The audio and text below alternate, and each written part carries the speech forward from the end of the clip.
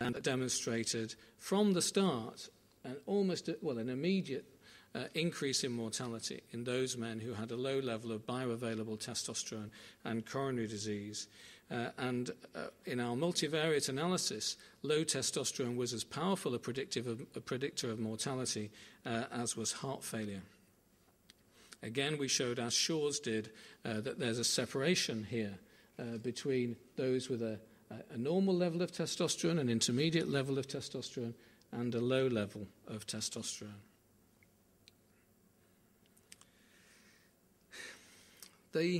Our studies over about 20 years have universally shown very little in the way of adverse events. The adverse events that we've seen have been related to the preparation that we've used, largely skin irritation with the patch. Some of that we've now moved away from using the patch. We tend to use injectable forms now, and the Nebido form, the 3-month injectable form, is, I think, the best form of best preparation in this regard, because you know that it's been given, because it's given by a healthcare professional, and it lasts for quite a long time, up to 3 months. So in clinical trial work, we don't have a problem with compliance. This paper was published this year, and it's thrown an increased controversy into the area of testosterone replacement therapy in men, because it suggested, the study was stopped early because of an increased cardiovascular risk associated with replacement therapy. And it was a study looking at frail elderly men to see if testosterone replacement therapy would improve their exercise capacity, muscle strength, and so on, and it did. So it's a positive trial, even though it was stopped early. But it was stopped because of these adverse events. Only one event on placebo and a significant number of events on testosterone. This is an outlier. As I said, we've been actually not looking at frail elderly men. We've been looking at men with documented heart disease over 15 to 20 years, and we haven't seen this phenomenon, certainly not within a 3 to 6 month period that these authors have demonstrated. So I'm not sure how to explain this. All I can say is that that's not been our experience. So, in summary, testosterone deficiency is associated with a pro-atherosclerotic risk profile. In animal models, it's certainly associated with increased atherosclerosis.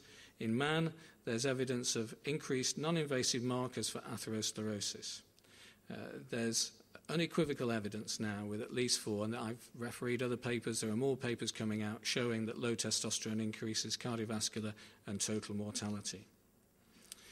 Testosterone replacement therapy improves exercise capacity in men with angina. Several studies showing this, and it improves exercise capacity and quality of life in men with heart failure and possibly women. There's only been one study of low-dose testosterone in women. So what about the future? Should we be using male hormone replacement therapy more regularly? Should it become part of our armamentarium of modifying cardiovascular risk in our elderly males? Certainly, I feel that men with metabolic syndrome should be screened for hypogonadism. You can spot them when you come into the clinic.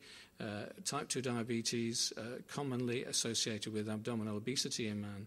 But in those men with abdominal obesity, type 2 diabetes who are hypertensive, at least 50% of them will have a significantly low level of testosterone. And I'm not just talking about the borderline area, I'm talking about frank hypogonadism, less than 8.7 nanomoles per litre. Should testosterone replacement therapy be given to men with low levels? Well, you replace thyroid hormone to men with low thyroid hormone, so I don't see why you shouldn't think about replacing testosterone, and in the studies that have done that, there are very positive benefits. We don't know about the long-term safety, and we don't know the effect of prostate cancer, except there's a large body of evidence to suggest that replacing testosterone to physiological levels doesn't in fact increase the risk of prostate cancer. What about can we convert those Kaplan-Meier curves showing increased mortality in a low testosterone population back to normal by testosterone replacement therapy?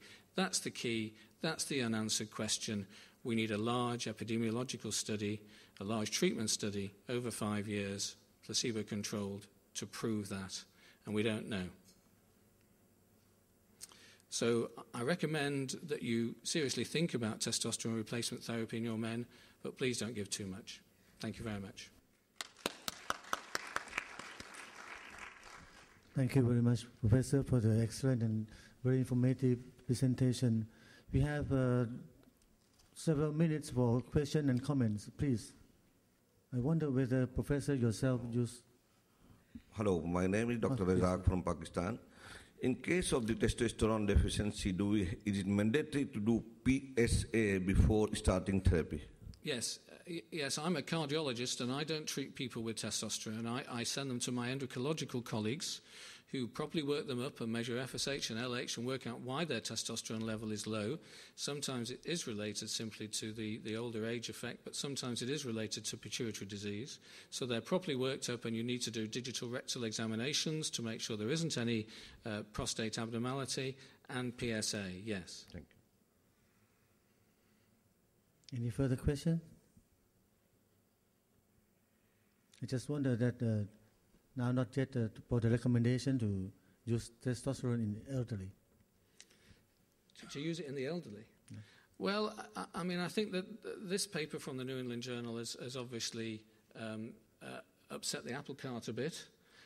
I think that I'm much more comfortable using testosterone in men with overt heart disease because I know that heart failure is associated with a 50% mortality within 5 years and is a very morbid condition.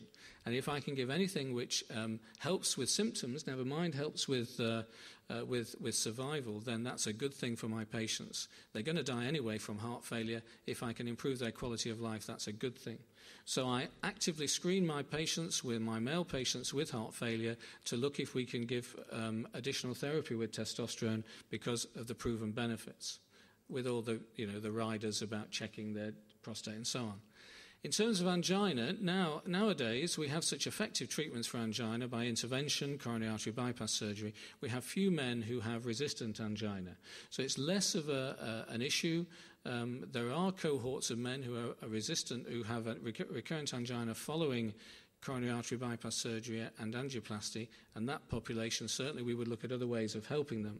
But the main clinical area that I use it in is heart failure. Now, these patients are often frail and elderly, but I don't recommend testosterone replacement therapy for simply an old, frail man, because I don't see them. I see them when they have heart disease. Okay. If there's no further question, please join me. Thank you, all of the speakers. Thank you, Professor. I declare the section closed.